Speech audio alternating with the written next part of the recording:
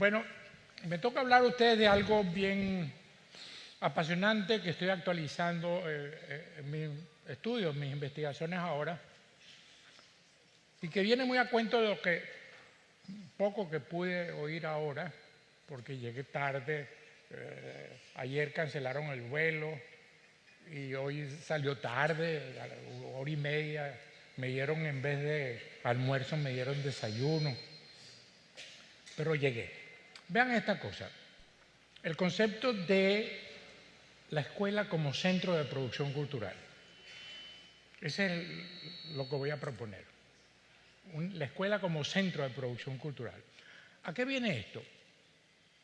Si uno revisa la historia, sobre todo la historia de la educación, uno encuentra que el concepto de niñez es un concepto nuevo. Los que hemos leído Dickens o Víctor Hugo encontramos unos niños que trabajaban de sol a sol y muchos tenían que dormir en el mismo sitio de trabajo. O sea, no eran niños, no existía el concepto de niñez. Simplemente eran trabajadores. Y como no protestaban mucho, los explotaban mucho más que a los otros, como lo hacían también con las mujeres, durante mucho tiempo. A finales del reinado de Victoria, es decir, esta escuela es de la primera parte de la sociedad industrial. Esta escuela se daba en Europa, se daba en Inglaterra, en Francia, en España, en Italia. Es decir, los niños no eran niños, sino eran simplemente trabajadores. A finales del reinado de Victoria empezó a proyectarse hacia la escuela las formas industriales de producción. Y como ustedes lo saben bien, la escuela absorbe formas industriales de educación. Educación en serie con grados para cierta edad y una suerte de control de calidad que le hacen a los niños que llaman exámenes, ¿no? Es decir, cada periodo, cada 3 meses o cada 6 semanas, dependiendo del país de la escuela, pues hay un control de calidad para ver si el niño puede seguir en el sistema y si pasa de un grado a otro. Es decir, más o menos es la concepción, la racionalidad industrial vista en los términos de la educación. Ahora, aquí voy a citar a un brasilero insigne que es Paulo Freire, que yo tuve la gran fortuna de conocer, trabajamos juntos en un seminario en Caracas. Una bellísima gente, pero Freire introduce el concepto de educación bancaria. ¿Qué quiere decir esto? Quiere decir que de esa escuela inicial, de la escuela donde no se concebía la niñez, se concibe la niñez, pero la niñez se concibe como un recipiente. Es decir, bancario, recordamos a Freire, supone que se deposita en el niño un saber. En términos más actuales se llama eso, pues, concebir el conocimiento como algo objetivo, que tiene una existencia objetiva y que puede, por lo tanto, transmitirse. Y que se transmite por el vehículo de la palabra, Mientras más hablamos, los niños más aprenden. Y mientras más silencioso y convergente está, más los llenamos de ese legado que critica Freire. Esa es la escuela que ustedes tienen todavía.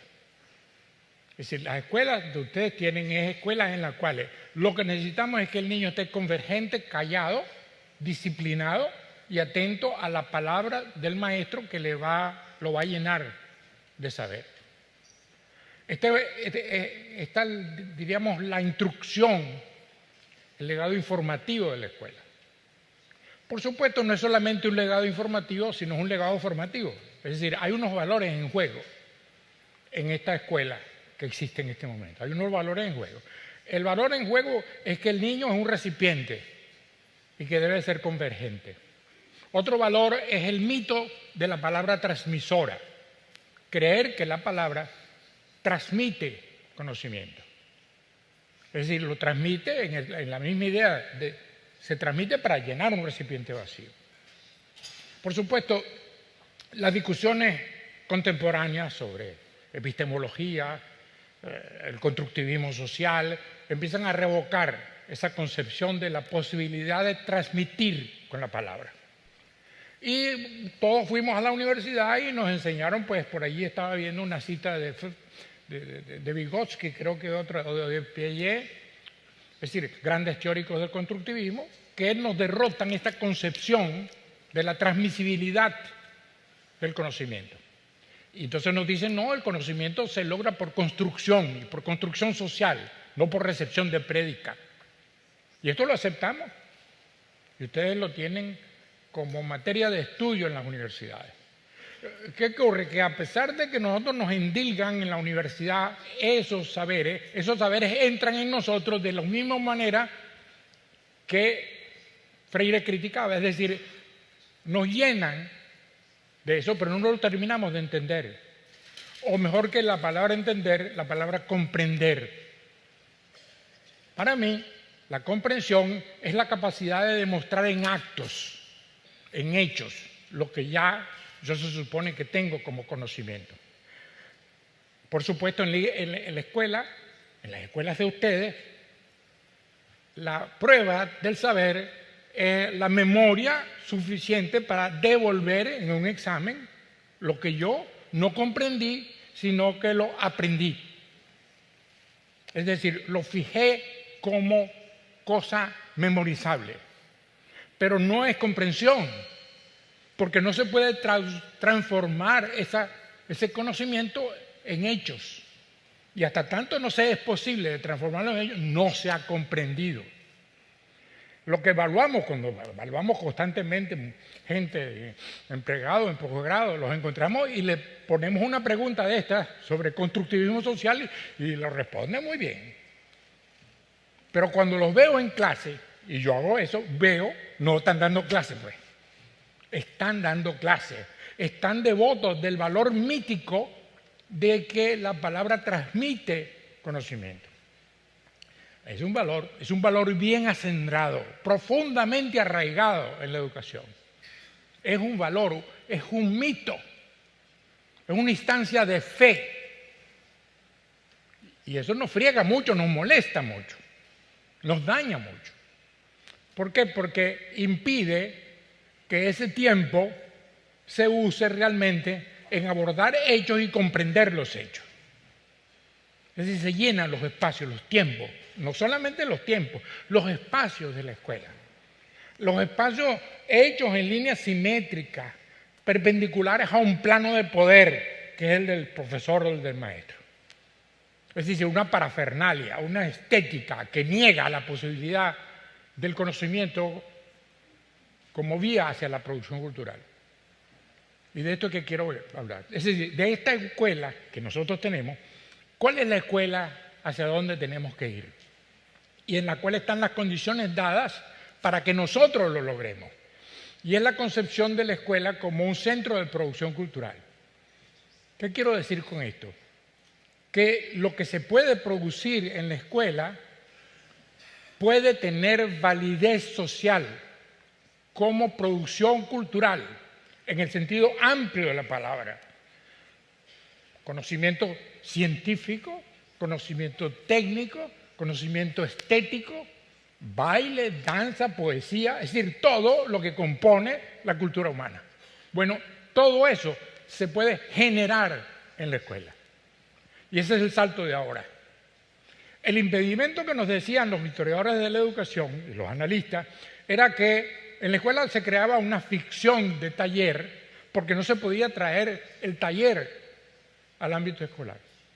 Las máquinas, las herramientas, todo eso no se podría tener. Entonces, como no se podía traer eso, habría que crear una instancia transmisora en un lenguaje particularmente codificado que informara de lo que ocurre, se informa de la realidad. La realidad no puede entrar porque es demasiado grande y compleja.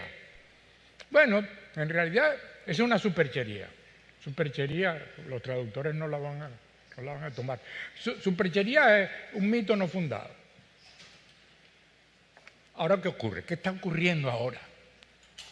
Yo he estado viendo niños de 3 años siguiéndolo, se les da la tableta, no se les da ninguna inducción, sino se les busca que averigüen qué tienen allí y empiezan a tocar la tableta. Y empiezan a aprender ellos por prueba y error a ver dónde tocan la tableta y la tableta cambia. A la media hora de trabajar el niño ya está jugando. No hay inducción. Es decir, el niño aprendió cometiendo sus propios errores y corrigiendo la posición del dedo que iba a colocar. Una técnica.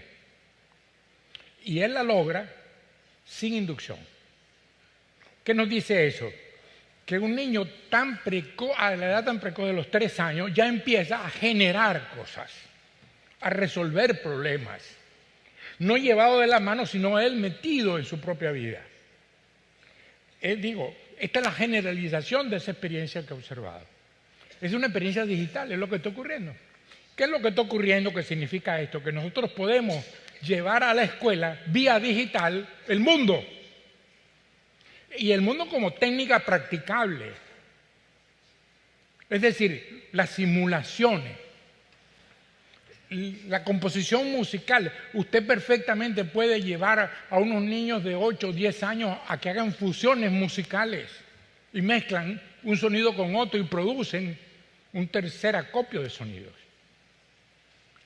Esto es perfectamente posible y el producto de esos niños es un producto real, de valor social. Están creando música de fusión. Por allí va el desarrollo de esta proposición de que si podemos traer cada vez más el mundo a la escuela va a ser mucho más mundana.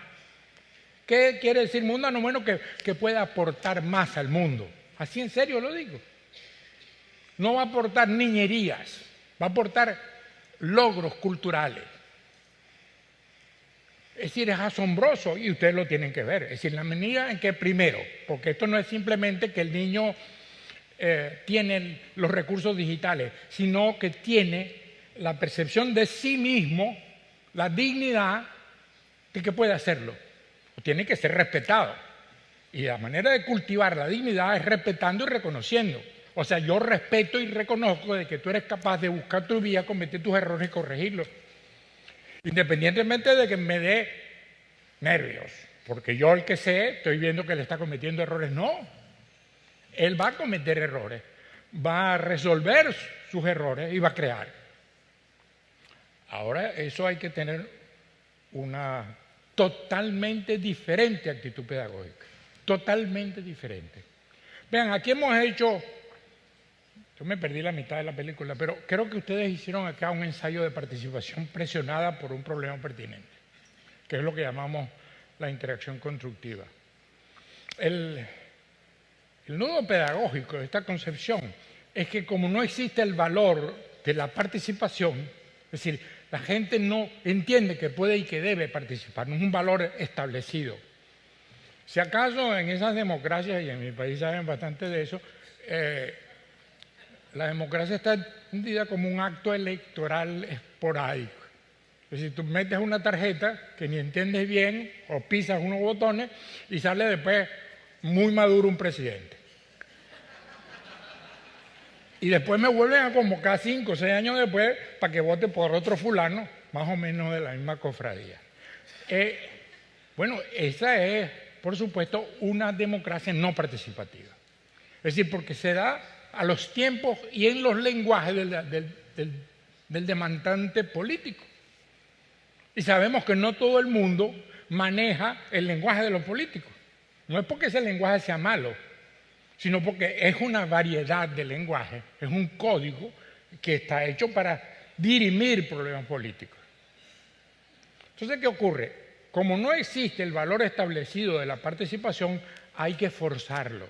Y hay que forzarlo con ciertos recursos psicopedagógicos. Así creo que Pablo se refirió a la generación de angustia. Es decir, generar intriga, generar angustia para la búsqueda de la actividad, de la participación. No porque el niño no sabe que puede participar porque la participación está censurada como indisciplina, ¿no? Alguien me iba a preguntar de mí. Me dijeron que estaba metido en el menú, que yo contara mis antecedentes escolares. Pablo me dice que sí. Bueno, no, mis recuerdos escolares son fatales. Yo fui a una buena escuela de Caracas, pero era una escuela no religiosa, pero era mucho más fuerte que si fuera religiosa. Pero el concepto fundamental de esa escuela, ahora yo lo sé, era la disciplina como abstracción, la disciplina como fin. Es decir, tú eres culpable de entrada. Por el solo hecho de vivir, tú eres culpable. Y yo voy a redimir tu culpa imponiéndote una disciplina. Bueno, maestro, ¿y para qué la disciplina? Porque es que hay que ser disciplinado. Es decir, la disciplina es un fin. Esa era mi escuela. Por supuesto, mi escuela me odiaba a mí y yo odiaba a la escuela. Mientras más me odiaban, yo hacía más travesuras. Mientras hacía más travesuras, más me castigaban. Y ese círculo vicioso es que pasé 6 años endiabladamente. Sí, no hice preescolar. Yo aprendí en la escuela, aprendí a hablar precozmente, sí, en una escuela que estaba en la esquina de mi casa, con una maestra que se llamaba Anita, adorable, no me castigaba nunca. Bueno, es decir, tal vez ese recuerdo o ese mal recuerdo de mi escuela me llevó a mí a investigar la educación. Es como una contramedida. Esto está alentando eso, pero me sirve de una vez para decir que la disciplina no es sino que cada manera de actuar del ser humano tiene una disciplina, una convergencia de actos. Para jugar béisbol, para jugar fútbol, para cantar, para bailar hace falta una disciplina, pero la disciplina no es una abstracción genérica, sino una relación de curso en relación a un objetivo. Es decir, si todo el mundo está bailando y yo me quedo sentado, yo soy un indisciplinado. Porque se toca brincar y bailar. Esa es la disciplina. O sea, la disciplina está subordinada a los propósitos. Y por supuesto, hay tantas maneras de disciplina como maneras de aprender y crear algo.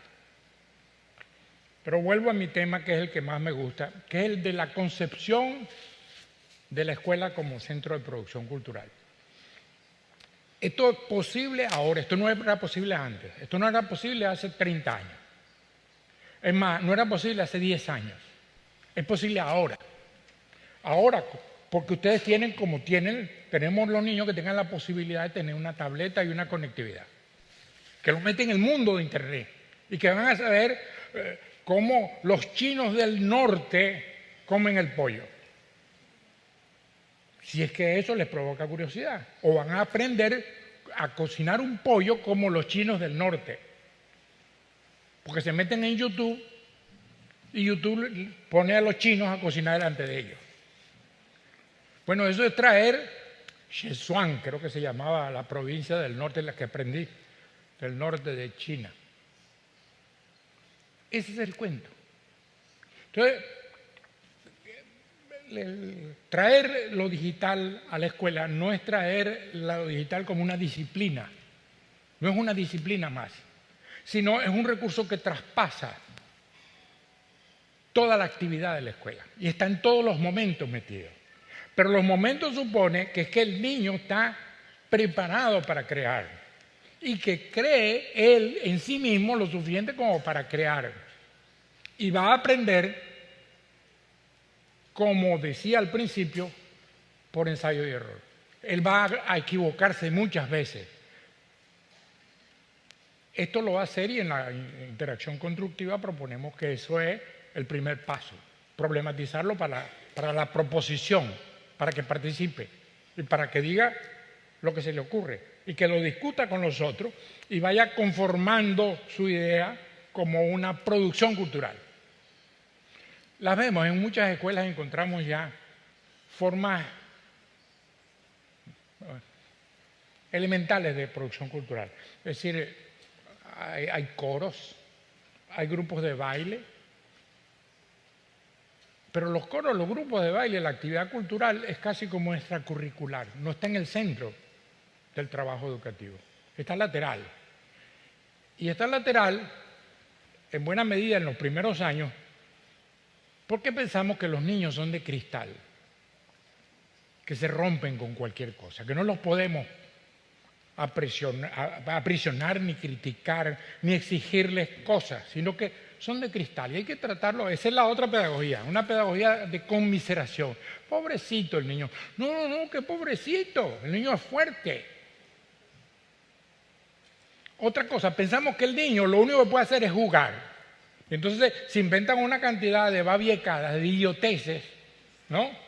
De muñequitos idiotas que llenan el mundo de un niño que nosotros prefabricamos. Un mito de ese es el de la fiesta de cumpleaños, que siempre se hacen con colores pastel y además dulces. Yo me he puesto a observar, a los niños no les gustan los colores pasteles. Segundo, se aburren de los dulces y si le ponen una bandeja de queso y una bandera de dulce, cogen la de queso.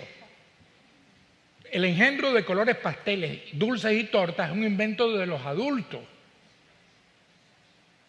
Los niños son fuertes, complejos, y en la medida en que trabajamos con ellos en el cultivo de su personalidad, que hay que cultivarla, como decimos, no sabes participar, no crees que tienes que participar, yo te voy a presionar para que participes. ¿Cómo? Te voy a angustiar, te voy a plantear problemas reales, preguntas reales, ¿no?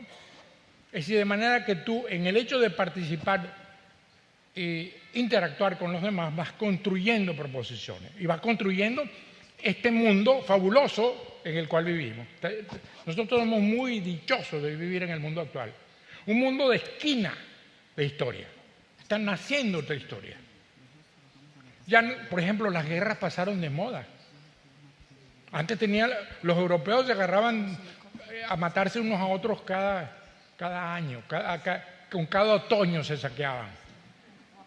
Ahora el que se le ocurra, hay la guerra de Siria, hay la de Afganistán, que no hayan cómo salirse de ella. ¿A quién se le ocurre convocar una guerra ahora? Está mal visto, no da votos, además son caras. Eso para citar una de las cosas que caracterizan este cambio de historia. Vean, las mujeres hace 50 años no existían. Ahora que estamos descubriendo que las mujeres existen. ¿Quieres que tomemos? Sí. Déjame terminar esto para que ustedes me pregunten algunas cosas si quieren. Vea, puedo citar eso. La vigencia de la mujer, y aquí por supuesto, mira, la mayor parte de los asistentes son mujeres, pero además mujeres jefas, mujeres que dirigen, ¿no? Eso es nuevo. El sentarse en un grupo en que habían indios, negros, blancos, rubios, de todo, eso es nuevo. Es decir, eso lo llamamos diversidad, es una novedad. Eso no existía antes. Existían los buenos y los malos, pero no los diversos. Esos son enriquecimientos que nos indican este cambio de historia. Este fabuloso cambio de historia que nos da a nosotros también la oportunidad de estar dirigiendo escuelas en función de ese cambio de mundo. Leo me recuerda que tenemos que hacer un cambio de velocidad y yo le pedí que me diera opción de que ustedes preguntaran algunas cosas. Así que tienen la palabra ustedes. ¿Alguien quiere preguntar algo? Y le acercamos el micrófono. Ahí tenemos micrófonos allá atrás para aprovechar la presencia del maestro Arnaldo Esté. Tú fuiste, acá tenemos una mano levantada, pero contabas un poco tu experiencia. ¿Era una escuela militarizada esta, la de la disciplina? ¿No lo era? No, en absoluto.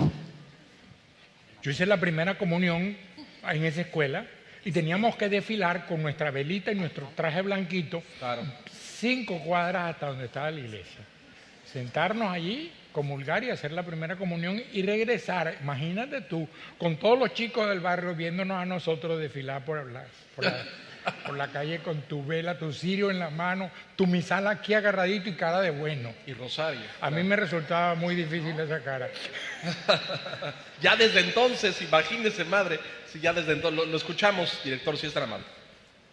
Maestro, buenas tardes. Soy Francisco Argüelles, director del Colegio Álamos Cancún, sección secundaria. Me parece muy interesante la línea de trabajo que maneja usted en el sentido de la escuela como un centro de producción cultural. Sin embargo, sí quiero señalar que me parece aventurado señalar que las palabras en sí no transmiten conocimiento, ¿no? Eso de alguna manera iría en contradicción con la teoría semiótica de Vygotsky, ¿no?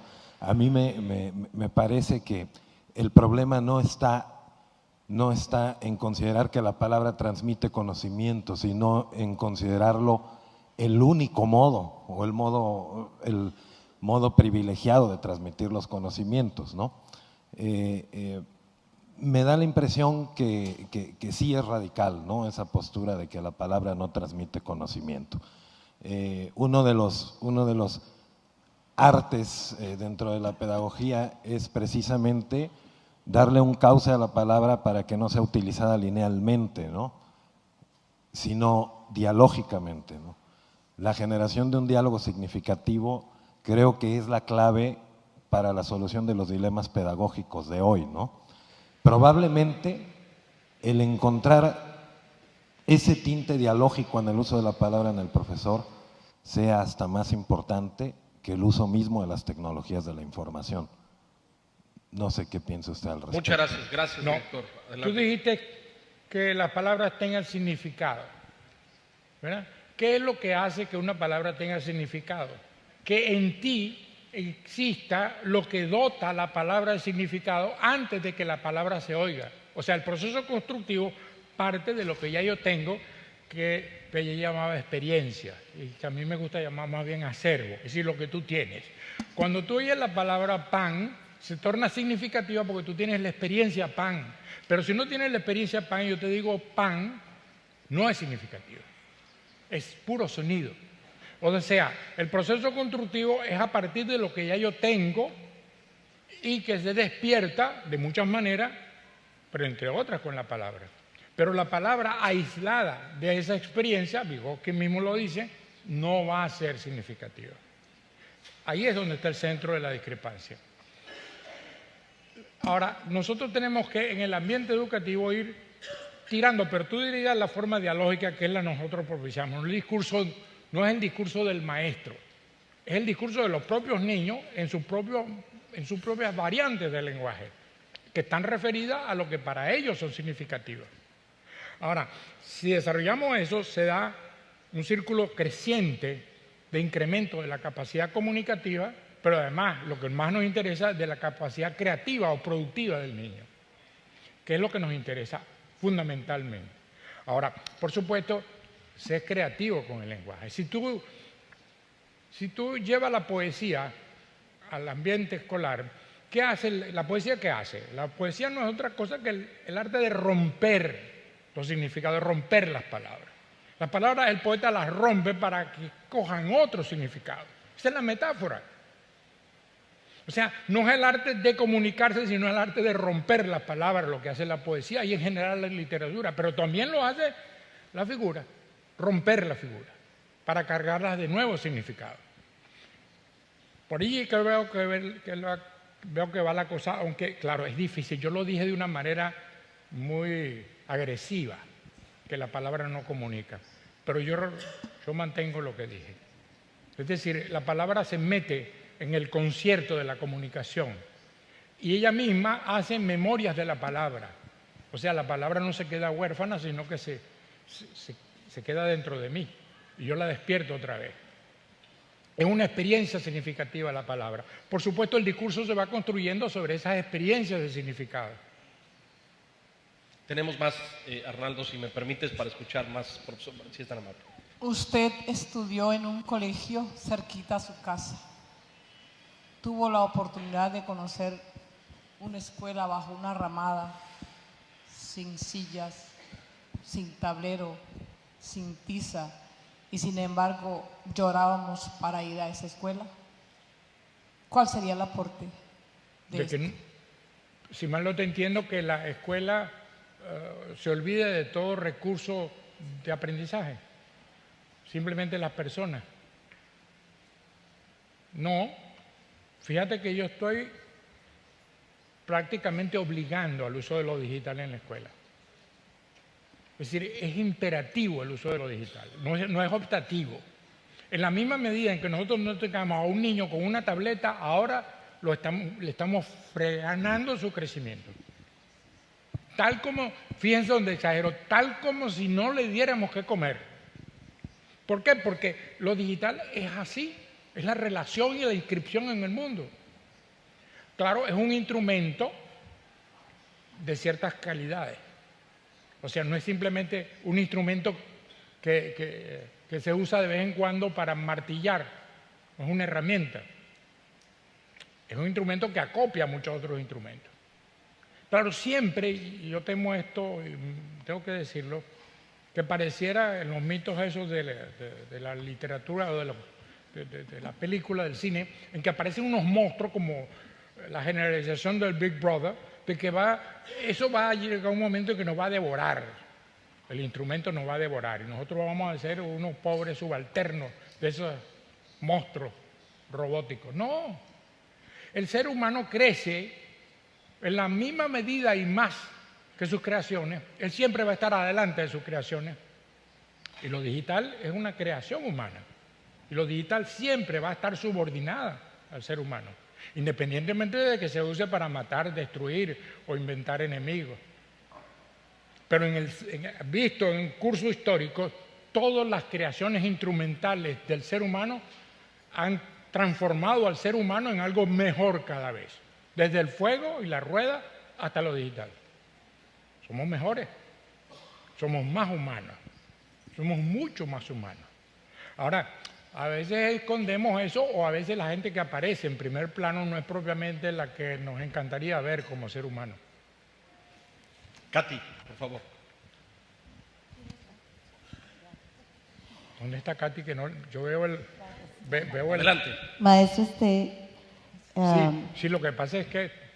usted ha hecho pues un comentario sobre la evolución del concepto de niño que antes no existía, eran seres trabajadores y pasamos de ese concepto de niño que no existía a los derechos del niño y a convertirlos en niños de cristal. En este momento donde pensamos que los vamos a quebrar con las exigencias. ¿Cómo ve usted esos niños que realmente usted considera que no son de cristal ante los nuevos paradigmas de familia que se presentan en la actualidad para que nos ayude, porque la construcción cultural de la escuela no la podemos hacer solo en la escuela, sino que están estos niños en un contexto familiar que se está resquebrajando, por lo menos la familia tradicional? ¿Cómo ve usted esos contextos nuevos de familia con estos niños que definitivamente tienen que afrontar? Sí, no, yo estoy de acuerdo contigo. No hay objeción. ¿Alguna otra pregunta? Muy bien. Aquí tenemos una más. Vamos a tomar una. Alguien en portugués que quiera y la traducimos. No hay problema. Maestro, algunos productos de la escuela que tengan validez social, de la escuela actual, según tu opinión. Un coro de canto. Es decir, no es raro que existan en algunas escuelas los niños cantores. Y son niños de 12 años. Te voy a acomodar esto porque si no, no te asustes, no pasa nada. Es un instrumento inventado por el hombre y te vas a escuchar mejor. A ver. Ajá, sí. Ve, los niños cantores. Es decir, en muchos países hay niños cantores. ¿Ah? Y si los niños cantores graban discos, son divulgados por todo el mundo y provocan admiración y respeto. Tú me dirías, bueno, ellos están incubados en un escenario particular. Sí, pero son niños. ¿Están dirigidos por adultos? Sí. Pero la historia de niños directores de orquesta y de coros muy temprano, tan temprano como los 12 años, lo tenemos. Pero esas son excepciones. No es que cada cosa que haga la escuela es un producto cultural, ¿no? Sino que la escuela puede hacer y debe hacer producción cultural. Por supuesto, la producción cultural que hace unos niños de preescolar, de 6 años, de 5 años, va a ser diferente. Pero si nosotros lo soltamos, no soltarlo, lo motivamos a su propio crecimiento, vamos a tener productos culturales. Y los productos culturales van a ser válidos primero para su propia escuela y después para la comunidad y después trascienden. Pero como toda producción cultural, unas son más relevantes que otras, pues. No quiere decir que no sean producciones culturales. Es válida socialmente, pero no necesariamente genial. Ahora, veamos en el sentido pedagógico de la cosa, es decir, que consideremos que los niños son capaces de producir cultura, que lo estamos formando en ese sentido. Unos se realizarán más potentemente y otros menos, pero no vamos a frenarlo. Ahora, ¿cómo no lo frenamos? Creando esos ambientes de cultivo en las escuelas. Y me atrae extraordinariamente, y creo que aquí nadie estará en desacuerdo, es la actividad artística en la escuela. No como excepción extracurricular, sino cotidiana. En la escuela se canta, pero no se canta porque sea un juego, que es otra cosa que ya la rocé por allí. El pretender confundir aprendizaje con juego. Eso es considerar que el niño es tonto y babieca, ¿no? El niño se mete en problemas serios, que los sufre y los goza. Y está metido en esa pasión de crecer. No necesariamente es juego. No es que no deban haber los juegos, sino que la manera de entenderse con los niños no es a través del juego. Es a través de su calidad personal, es decir, respetarlos y reconocerlos como personas. Tomarlos en serio. Es en serio, es también cordialidad, es confidencialidad, es aceptar su condición y reconocerla. Pero hay momentos de juego, pero no.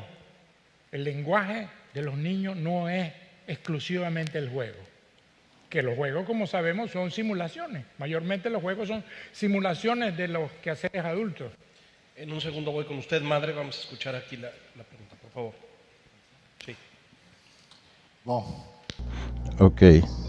Considerando la educación como un proyecto social y usando dos oposiciones que son simplificaciones, pero que ayudan a pensar que un proyecto cualquiera social tiene alguna dosis entre la conformación al sistema y la posibilidad de emancipación, es casi como subordinación o libertad.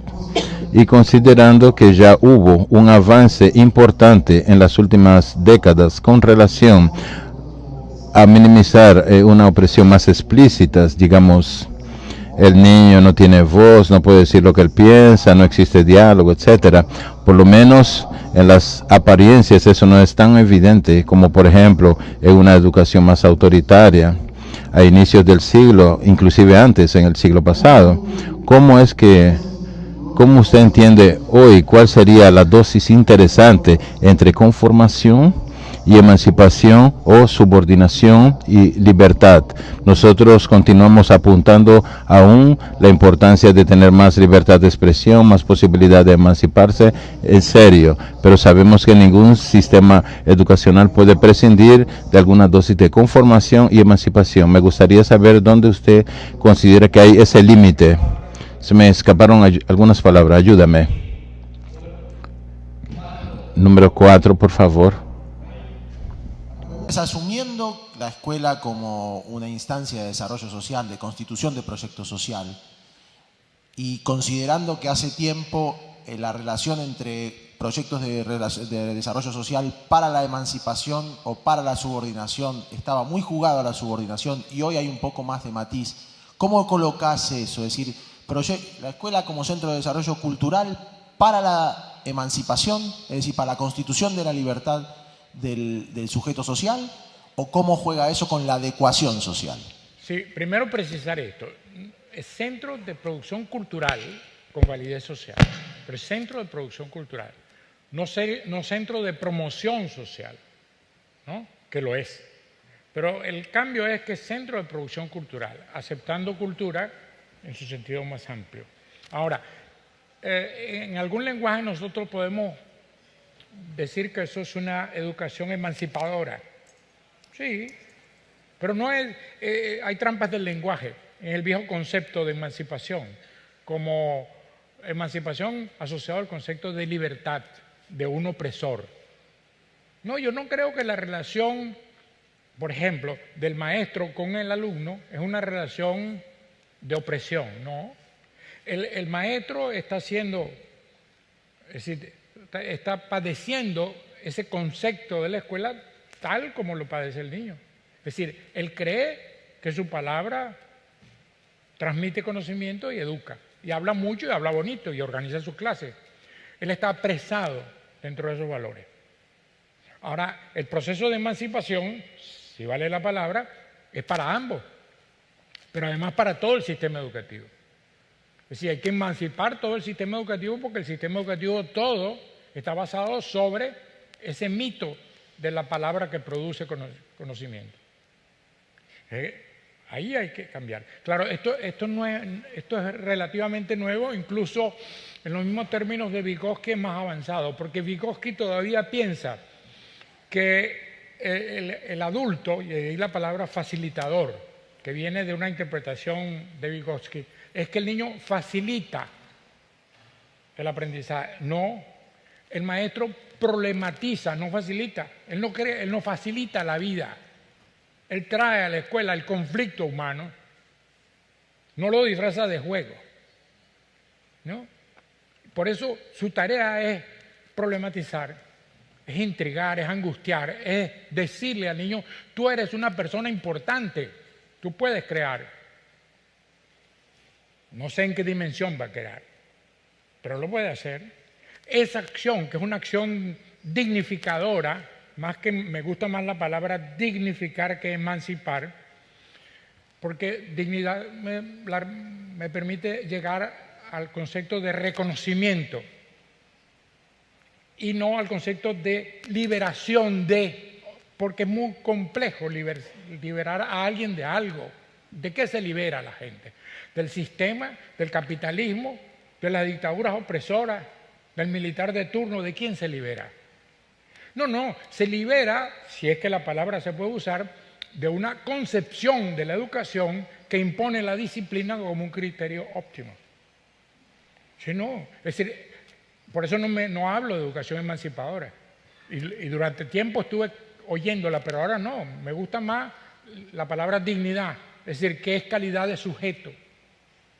Es decir, tú eres un sujeto y yo voy a contribuir que tú crezcas como sujeto, facilitándote las cosas, no problematizándote. Es decir, llevando a que tú te emplees. Eres tú el que se va a dignificar ante los demás. Ahora, por supuesto, yo creo este ambiente como lo hicimos acá. Reunimos grupos. ¿Para qué reunimos grupos? Para que tú tengas interlocutores válidos.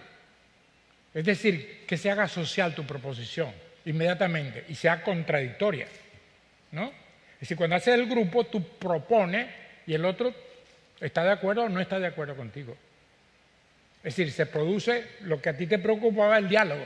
Entonces, el diálogo lo inducimos, y más que el diálogo, la discusión.